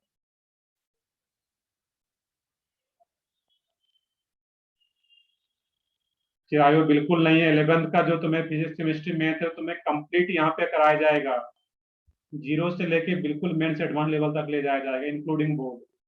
तुम्हें 11th का फिजिक्स केमिस्ट्री मैथ कहीं पे कुछ करने की जरूरत नहीं है, बट यहाँ पे एक एक लेक्चर तुम अटेंड करो अच्छे से, इसका जो बुकलेट तुम्हें मिलता है डीपीपी मिलता है उसको अच्छे से सॉल्व करो, कुछ भी एडिशनल करने की जरूरत नहीं इसके अलावा फिजिक्स केमिस्ट्री मैथ में। तो ठीक है, आगे बढ़ते हैं फिर हम लोग इसमें यहाँ पे स्ट्रक्चरल आइसोमेरिज्म का क्लासिफिकेशन।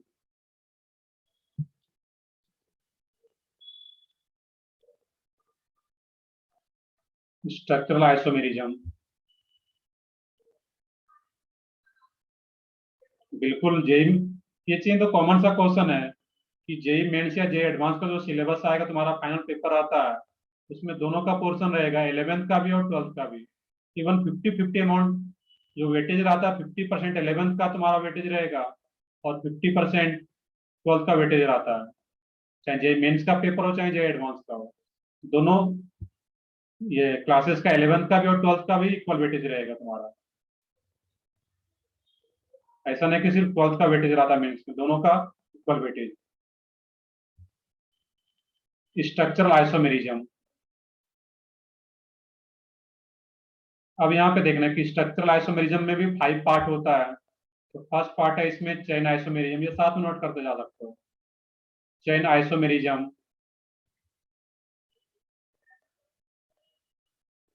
या सिंपली आइसोमर्स। सेकंड होता है पोजीशन आइसोमर्स या पोजीशन आइसोमेरिज्म, जो वर्ड यहाँ पे लिखो, पोजीशन आइसोमर। थर्ड है इसमें functional isomer, FUNCTIONAL, functional isomers. Isomer से आइसोमेरिज्म सेम ही आ रहा है वहां पे। फोर्थ वन मेटामर्स,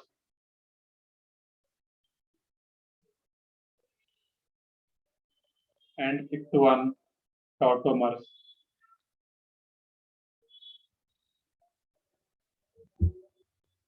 अब यहाँ पर जो हम लोगों को पढ़ना है, out of 5 part of structural isomers, chain isomers, position, functional, metamers. Tautomers structural isomerism का ही पार्ट है, बट टॉटोमर्स को हम लोग पढ़ेंगे आगे नेक्स्ट चैप्टर में, जब जीओसी पढ़ रहे होंगे वहां पर। GOC for general organic chemistry, जो चैप्टर जब इसके बाद जो आगे आएगा चैप्टर, वो जीओसी, दैट मीन्स ये केमिकल बॉन्डिंग, पीरियोडिक टेबल, उसके बाद ये चैप्टर पढ़ना है बेसिकली। तो जहाँ पे जीओसी पढ़ेंगे वहीं पे ये टॉटोमर्स भी पढ़ना है, क्योंकि इस टॉपिक को पढ़ने के लिए कुछ और चीजें भी रिक्वायर्ड होगा, कुछ और चीजें भी जानना रहेगा, दैट मीन्स हम लोग बाद में पढ़ते हैं। तो टॉटोमर्स को हम लोग जीओसी वाले चैप्टर में पढ़ लेंगे यहाँ पे। क्लियर? यहाँ पे mainly chain, position, functional and metamers को ही पढ़ना है हम लोगों को। अब एक एक करके स्टार्ट करते हैं। सबसे फर्स्ट है इसमें चेन आइसोमर। चेन आइसोमर्स, ये क्या रहेगा इसमें? Chain isomers. तो इसको भी डिफाइन करते हैं, फिर इसका एग्जांपल यहाँ से स्टार्ट होगा।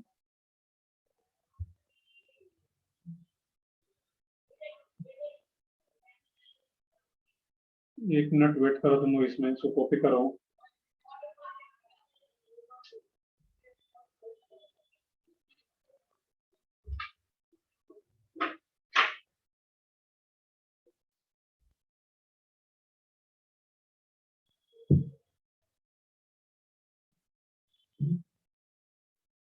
जब इसको देखते हैं चेन आइसोमर्स का डिफिनेशन क्या रहेगा यहाँ पे। आइसोमर्स है, दैट मींस सेम क्या होगा? Molecular formula. तो स्टार्टिंग का definition same, compounds having same molecular formula.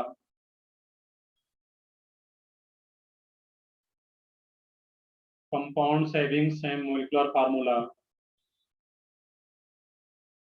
अब देखो कुछ लोग सोच रहे होंगे सर 1.5 घंटा प्रॉपर क्लास में अटेंड करना विद फुल कंसंट्रेशन, तो बेसिकली थोड़ा सा तो एक तरह से, क्योंकि पुराने जमाने में लोग कहते हैं तपस्या करते थे, अगर प्रॉपर हिंदी में बात करूं मैं, तो वो यही तुम्हें भी एक तरह का वही आ रहा है यहाँ पे। तो अगर 1.5 घंटे बैठ के कंसंट्रेशन में सुनना कि क्या चल रहा है, अटेंड करना, तभी तो तुम, हर कोई तो वहां तक नहीं पहुंच पाते हैं। ओवरऑल अगर देखोगे 9 to 10 लाख फॉर्म फिलअप करते हैं बच्चे। सीट कितने आईटी की बात करूं तो आईटी में नंबर ऑफ सीट्स कितने हैं? 15,000। तो सिलेक्शन जो होता है आईटी में, एडवांस में जो सिलेक्शन होगा तुम्हारा 10 लाख बच्चे में, तुम्हें इसमें आना होगा। एनआईटीज की बात करूं, एनआईटीज में नंबर ऑफ सीट्स, उसमें भी तुम्हारा बहुत ज्यादा नहीं है, 18,000 के आसपास है एनआईटीज में। और इसके अलावा फिर बहुत सारे कॉलेजेज हैं, ट्रिपल आईटीज हैं और सारे डीम्ड यूनिवर्सिटीज हैं। तो इसमें थोड़ा सा तो करना पड़ेगा डिफरेंट बाकी से। आईआईटी बॉम्बे में number of seats, IIT Bombay में नंबर ऑफ सीट्स 1000 या 1200 के आसपास है। यहाँ पे अलग अलग ब्रांचेज में, कंप्यूटर साइंस में मान लो कि 100 सीट्स है, फिर मैकेनिकल में अलग अलग ब्रांचेज में नंबर ऑफ सीट्स, तो तुम्हें बाद में पता चलेगा धीरे धीरे। सीएस में तो सिर्फ 60 है ना, टॉप 60 को ही मिलते हैं वो। आप क्या बोल रहे हो, फिर से बताओ। आईआईटी बॉम्बे के सीएस में टॉप 60 को आईआईटी ही बॉम्बे मिलता के है। सीएस में तो तुम्हें बहुत अच्छा रैंक लाना पड़ेगा, अंडर 100 या अंडर 200 भी लाते हो तो मिल जाएगा तुम्हें, क्योंकि स्टार्टिंग जो टॉप रैंकर होते हैं वो सारे आईआईटी बॉम्बे के सीएस ही ले लेते हैं।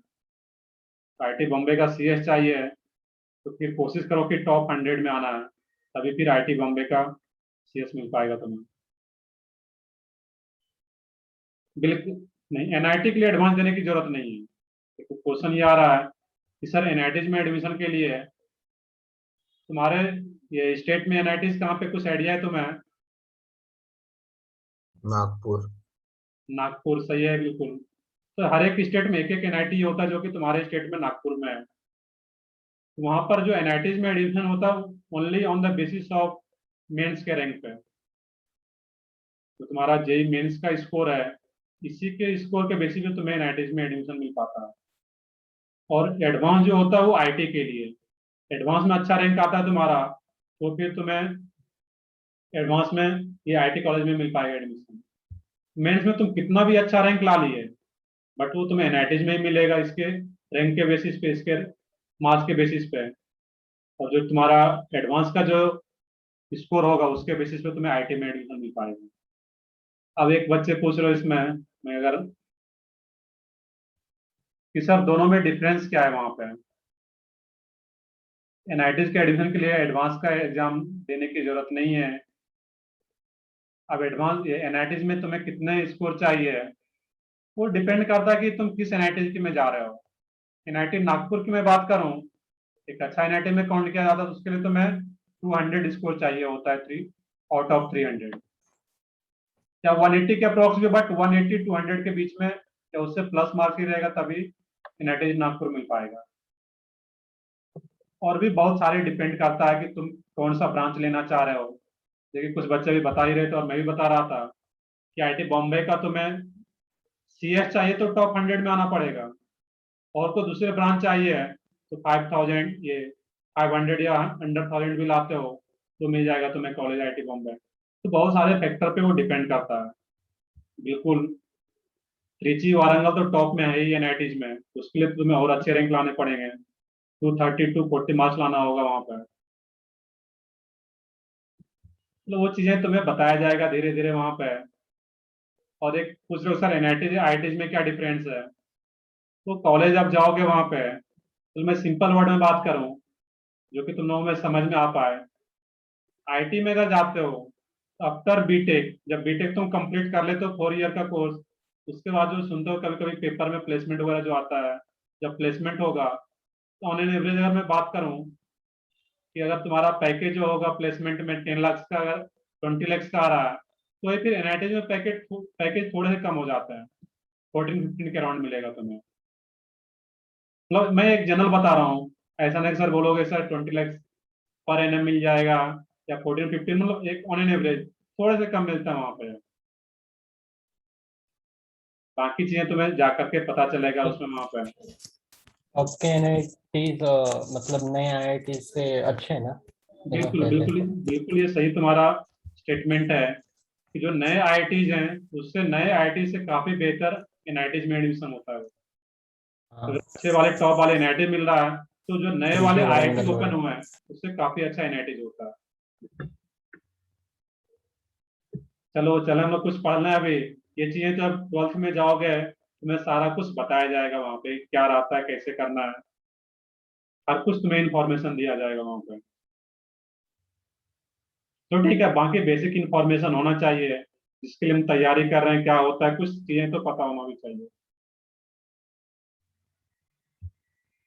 हम लोग इसमें डिफिनेशन देख रहे थे कि compounds having same molecular formula but different length of carbon chain, but different length of carbon chain in bracket either in main chain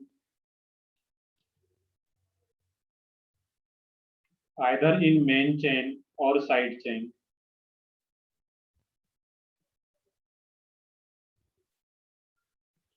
Either in main chain or side chain is called chain isomer.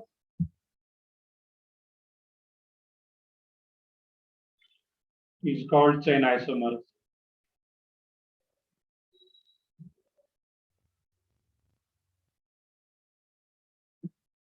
नहीं आशीष 20 lakh monthly नहीं होता, बाकी अगर उस level में जा पाते हो फेसबुक या तुम्हारा जो गूगल में जा पाते हो उतना भी मिलता, बट वो पर एनम रहता है 1 साल का। वो बाकी कंप्लीटली तुम्हारे ऊपर डिपेंड करता है। वो आईटी बॉम्बे का सीएस ले लेते हो तो भी कर सकते हो, 20 लाख पर मंथ भी पा सकते हो, और गूगल फेसबुक में प्लेसमेंट हो पाता है। तो बहुत सारी चीजों पे डिपेंड होता है। वो अभी बहुत ज्यादा नहीं सोचना है, बस तुम्हारा अभी एक इतना सा सोचना है मन में कि आईटी कॉलेज तक जाना है। टॉप का जो एनआईटी, ये टॉप का जो आईटी है, चाहे बॉम्बे मिल गया तो ठीक है, दिल्ली हो गया, खड़गपुर हो गया, आईटी खड़गपुर वेस्ट बंगाल में, वो आईटी कानपुर हो गया, आईटी चेन्नई हो गया, जो टॉप का आईटी है, तुम्हें आईटी रुड़की हो गया। तो बस अभी टारगेट बस यही होना चाहिए, बस मन में इतना कि वहां पे पहुंच जाएंगे तो आगे बहुत कुछ अच्छा ही होने वाला है। इतना बस क्या रहेगा वो कैसे होता मैंने थोड़ा बताया भी है,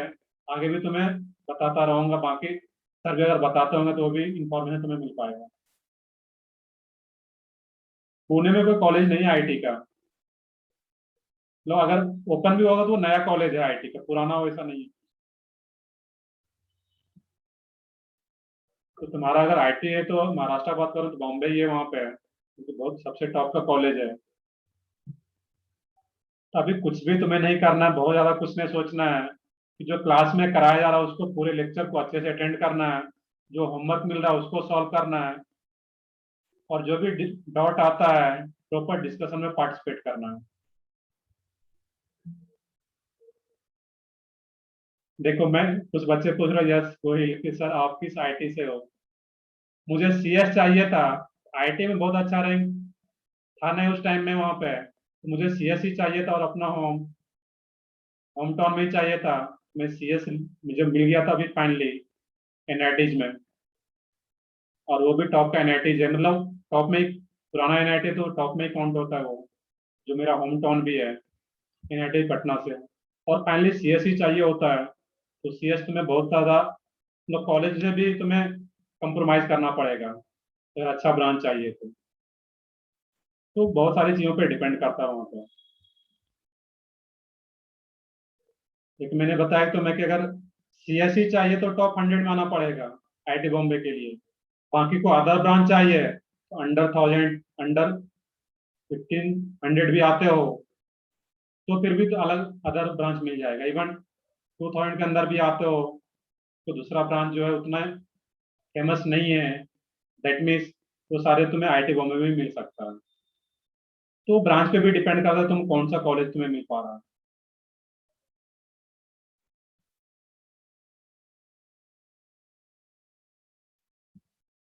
तो ठीक है, नोट कर लो इसको, फिर आगे देखते हैं हम लोग, कुछ एग्जांपल इसका देख लें।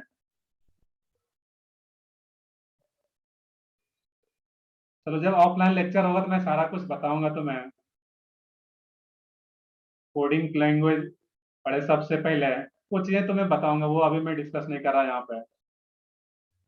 रितिका तुम्हारे क्वेश्चन का भी मैं जवाब नहीं दे सकता कि सीएस के बाद सर आप टीचिंग में कैसा करती है, सारी चीजें बहुत सारे फैक्टर पे डिपेंड करता है।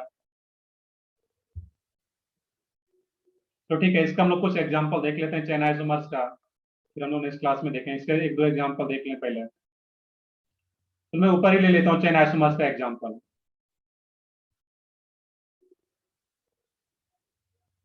एक ये कंपाउंड्स आ रहा है इसमें, तो डिफिनेशन क्या था इसका कि same molecular formula but different length of carbon chain.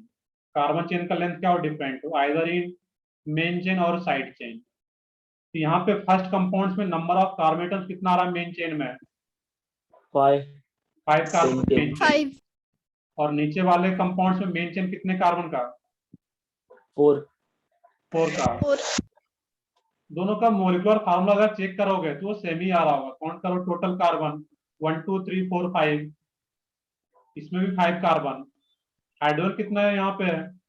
3 + 2 + 2 + 2, 6 + 3 9, 9 + 3 12, C5H12। इसमें भी काउंट करोगे तो 3 + 3 6 7 2 9 और 3 12। तो 12 दोनों का मोलिकुलर फार्मूला सेम ही आ गया, C5H12 C5H12। That means isomers तो है। अब कौन सा आइसोमर्स है तो वो चेक करना है। यहाँ पे मेन चेन का जो लेंथ है वो 5 कार्बन का है, इसमें 4 कार्बन का ही मेन चेन आ रहा है। और मेन चेन का लेंथ जो वो अगर डिफर कर रहा है, दैट मीन्स इस दोनों कंपाउंड्स के बीच में जो रिलेशन होगा वो क्या रहेगा? चेन आइसोमर्स का। क्लियर? ये एग्जांपल यहाँ पे है, तो दोनों कंपाउंड के बीच में जो रिलेशन है वो क्या होगा? Chain isomers.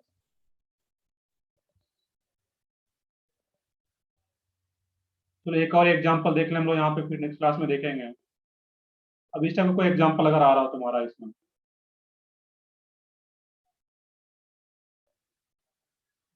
CN नाइट्राइल है और यहाँ पे CN आ जाए इस केस में। इसके लिए जो फंक्शनल ग्रुप है वो भी सेम होना चाहिए। यहाँ पे compounds having same molecular formula but different length of carbon chain. तो यहाँ पे चेन आइसोमर्स के लिए जो फंक्शनल ग्रुप है वो भी सेम होना चाहिए। यहाँ पे वो अंडरस्टूड आता है यहाँ पे same molecular formula but different length of carbon chain. यहाँ पे फंक्शनल ग्रुप इसमें भी CN और इसमें भी CN है। इसमें मेन चेन कितने कार्बन का फर्स्ट कंपाउंड में? 5 कार्बन का 5 कार्बन का, बिल्कुल करेक्ट है। इसमें कितने कार्बन का मेन चेन? 4 4 कार्बन का। चेन स्टार्ट कहाँ से करोगे इसमें? CN से बिल्कुल करेक्ट है। ये चेन इनिशिएटिंग ग्रुप है, इसी कारण से स्टार्ट करना था 1 2 3 4। तो मोलिकुलर फार्मूला दोनों कंपाउंड्स का चेक करो तो वो सेम ही आ रहा होगा। Number of carbon atoms, nitrogen इसमें भी सेम है, कार्बन नाइट्रोजन सेम आ रहा है, बाकी हाइड्रोजन अपने आप बैलेंस आ रहा होगा। तो दोनों कंपाउंड्स का मोलिकुलर फार्मूला सेम है, डिफर क्या कर रहा है? मेन चेन का लेंथ। इसमें मेन चेन कितने कार्बन का आ रहा है? 5 कार्बन का, इसमें 4 ही कार्बन का आ रहा है यहाँ पे। दैट मीन्स दोनों कंपाउंड के बीच भी रिलेशन क्या होगा? Chain isomers.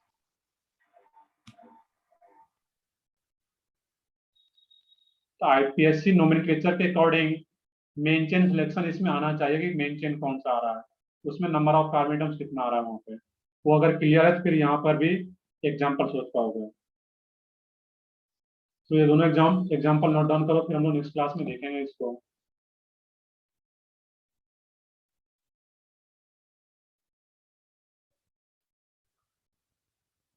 तो ठीक है, ये सब लेक्चर में अगर मैं डिस्कस कर रहा हूँ, इससे तुम्हें मोटिवेशन, मतलब एक तरह का मोटिवेट होना है कि जो मैं बता रहा हूँ कि NITs IITs में क्या डिफरेंस है, क्या पैकेज है, और भी बहुत सारे चीज हो पाता है जो कि प्राइवेट कॉलेज में नहीं हो पाता ये चीजें। प्राइवेट कॉलेज का फी भी बहुत ज्यादा है पर सेमेस्टर।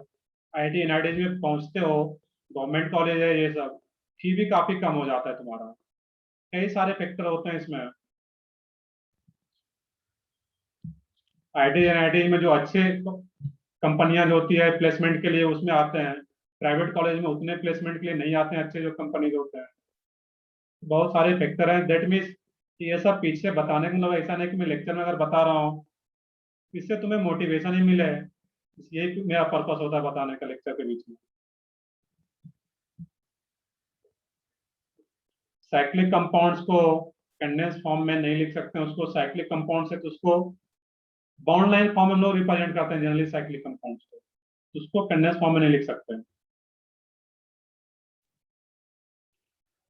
सो ठीक है, आज हम लोग यहाँ तक ही रखते हैं, फिर तुम्हारा नेक्स्ट लेक्चर भी अभी है।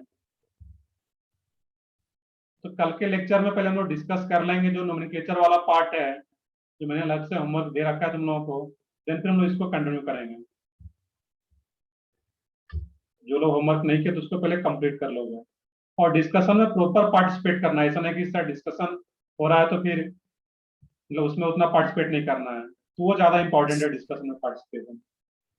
सर होमवर्क को एक बार फिर ग्रुप पे सेंड कर दो ना। तो ठीक है, मैं देखता हूँ वही रिसेंड कर देता हूँ मैं ग्रुप पे उसको। तो ठीक है, यहाँ तक कॉपी करो, फिर हम लोग नेक्स्ट क्लास में ही कंटिन्यू करेंगे इसको।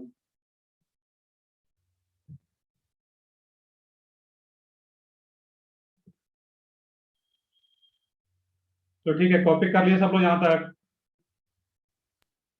Yes sir. Yes, sir. तो ठीक है, अब आशीष ज्यादा पूछ रहे हैं sir, why all toppers choose CS branch.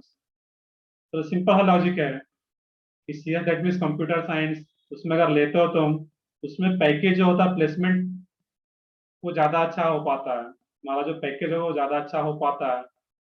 But अगर तुम लोग चाहते हो कि कुछ सिविल सर्विसेज में जाएं, यूपीएससी करना चाहो तो, आईएएस आईपीएस बनना चाहते हो, तो बहुत सारे फैक्टर आते हैं कि सिविल या मैकेनिकल लेकर के वो ज्यादा अच्छा रहता है, क्योंकि सीएस लेने के बाद तुम्हारा अच्छा पैकेज मिल जाएगा, बट वो तुम्हारा गवर्नमेंट जॉब, गूगल हो गया, फेसबुक, फ्लिपकार्ट, अमेजन, बहुत सारी कंपनियां जो होती है उसमें तुम्हारा अच्छे पैकेज पे प्लेसमेंट हो पाता है। दैट मीन्स टॉपर जो होते हैं वो ज्यादा चूज उसी को करते हैं, बट और भी कई सारे फैक्टर्स होते हैं, ऐसा नहीं कि सारे टॉपर्स वही लेते हैं। इलेक्ट्रिकल इंजीनियरिंग इलेक्ट्रॉनिक्स में क्या डिफरेंस है? इलेक्ट्रिकल इनका मतलब जो तुम्हारा ट्रांसफार्मर वगैरह हो गया या बाकी जो हो गया तुम्हारा चीजें, वो जनरली इलेक्ट्रिकल इंजीनियरिंग में आ जाता है। जो तुम्हारा बड़े बड़े जो और भी जैसे कि वायरिंग, ये वायरिंग क्या होता है, चाहे बड़े बड़े जो एक जगह से पावर ट्रांसमिट करके दूसरे जगह ले जाना है, वो इलेक्ट्रिकल इंजीनियरिंग में आ जाता है। तुम्हारा एनटीपीसी वगैरह का नाम सुने हो गए, तो वो सब जनरली इलेक्ट्रिकल इंजीनियरिंग में आ जाता है। और इलेक्ट्रॉनिक्स में क्या होता है कि जो छोटे छोटे पार्ट पुर्जे होते हैं, जैसे कि कंप्यूटर्स का कुछ पार्ट हो गया या लैपटॉप का या मोबाइल का, यह तुम्हारा इलेक्ट्रॉनिक्स का पार्ट आ गया। क्लियर है सर? ये चीजें अभी तुम्हें धीरे Yes, धीरे sir. क्लियर होगा वो, तो ठीक है। तो ठीक है, मैं सेशन एंड करता हूँ, तुम्हारा नेक्स्ट लेक्चर भी है, बहुत ज्यादा एक्सटेंड नहीं कर सकते इसको। ठीक है, bye. Bye, sir. Okay, bye.